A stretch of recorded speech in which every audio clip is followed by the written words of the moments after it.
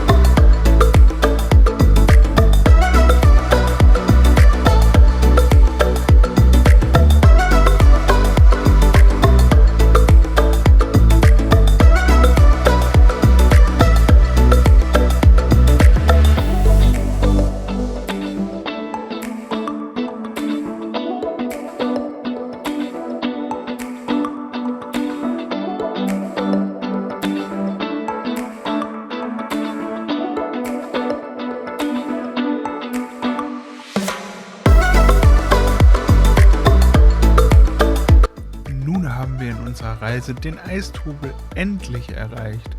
Genießt die Bilder, ich habe es vor Ort auf alle Fälle sehr genossen, da zu sein, trotz der Menge an Menschen, die mit mir dort waren.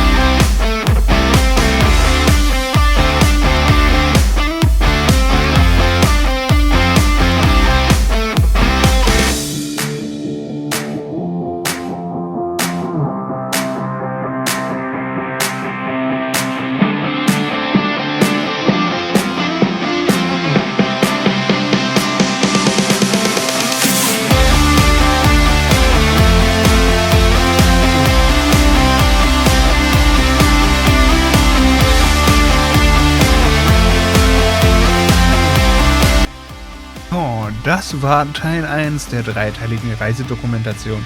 Liken, subscriben und kommentieren, so wie überall. Und freut euch nächste Woche Montag auf den nächsten Teil. Bis dahin, euer Flo.